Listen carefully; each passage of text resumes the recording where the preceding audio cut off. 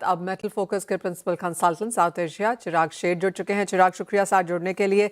जिस तरह से हमने पिछले 4 हफ्ते से लगातार सोने और चांदी में गिरावट आते हुए देखी है और मल्टी मंथ लोज के आसपास चांदी 48% नीचे है अब अपने ऑल टाइम हाई से। गोल्ड में 30% तक की गिरावट दर्ज की जा चुकी है।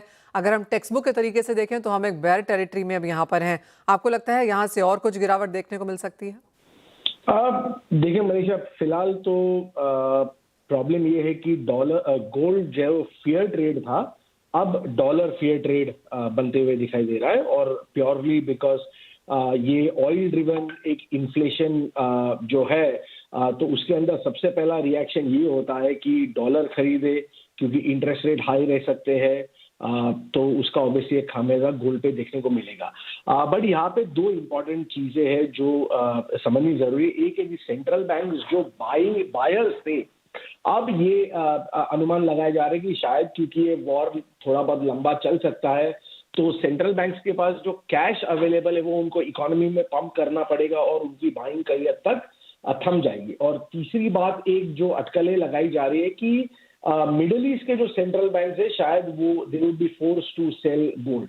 तो ये सारी चीजों को अगर हम देखें तो ऑब्वियसली गोल्ड पे एक प्रेशर बना रहेगा।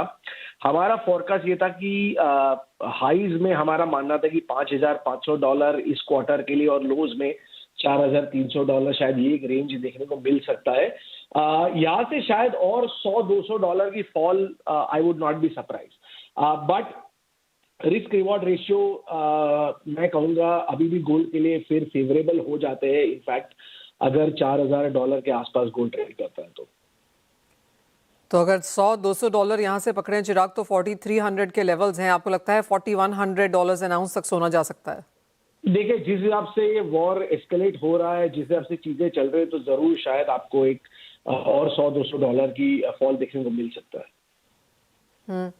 चिराग, जहाँ तक ट्रेडिंग की बात है, ये भी माना जा रहा है कि बड़े बैंक्स हैं, बड़े ब्रोकरेजेस हैं, और जिस तरह के लॉसेस हम इक्विटीज़ में आता हुआ देख रहे हैं, काफ़ी हद तक पेपर गोल्ड सेलिंग हमने वहाँ से भी आते हुए देखी है, लिक्विडेशन है टू पे of margins in other asset classes. क्या वो एक बहुत बड़ा प्राइस मूव का एक हिस्सा है? जी बिल्कुल। देखिए, हमने ये 2008 में भी ये सारी चीजें होते हुए देखी, 2011 में भी ये सारी चीजें होते हुए देखी कि जब एक क्राइसिस, जैसे 2008 में सबप्राइम क्राइसिस आया, 2011-12 में पिग्स जो यूरोपियन क्राइसिस थे, जब ऐसा हुआ है तब सबसे पहला फियर एसेट बन जाता है डॉलर, और ये क्लासिक मैक्रो इकोनॉमिक मूव हमने आते हुए देखा है। हालांकि यहाँ पे गोल्ड पे रिएक्शन बहुत ज्यादा रहा है, और यहाँ पे क्योंकि डॉलर के साथ इंटरेस्ट रेट भी प्ले है, तो मैं कहूंगा मार्जिन कॉल्स है, जहां पे भी पैसा बन रहा है वहां पे से एग्जिट कर दीजिए और मार्जिन कॉल्स भरिए। तो इसीलिए शायद और $100-200 गोल्ड में एक फॉल जरूर आपको देखने को मिल सकता है। बट अगर हम 2008 की बात करें, 2011 की बात करें, फिर आपने गोल्ड में भी एक रैली आते हुए देखी थी। तो होपिंग ये है कि शायद ये सेम चीज प्ले आउट होगा 2026 में।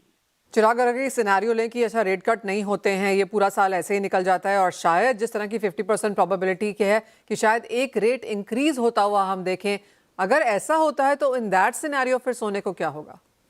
नहीं, देखिए, अगर ये चीज होता है तो फिर एक स्ट्रक्चरली आपको सोने में शिफ्ट आते हुए दिखाई देगा, और शायद फिर आपको और यहाँ से मैं कहूँगा $500-600 भी भाव गिर सकते हैं। बट फिलहाल ये हमारा बेस केस नहीं है।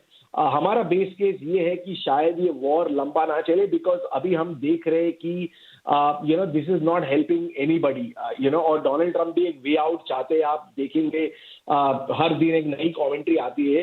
तो अगर ये वॉर लंबा नहीं चलता है तो फिर आपको गोल्ड में वापस एक रैली आते हुए दिखाई देगी। पॉइंट टेकन, यानी कि काफ़ी सारे सिनेरियोज हैं जो यहाँ पर प्ले आउट हो सकते हैं। लेकिन जैसे चिराग ने हमें कहा कि टैरिफ बढ़ने के समय में सोने में यहाँ पर हमने निवेश आता हुआ देखा था, लेकिन जियोपॉलिटिक्स में और इस फैक्ट में कि रेट साइकिल में चेंजेस आ सकते हैं, ये एक डर है, और उसी वजह से पैसा हमने यहाँ पर US डॉलर में एज अ सेफ हेवन जाता हुआ देखा है। तो क्लियरली काफ़ी सारे सिनेरियोज हैं और सोना किसी राह भी जा सकता है। वली इसी के साथ एक ब्रेक का भी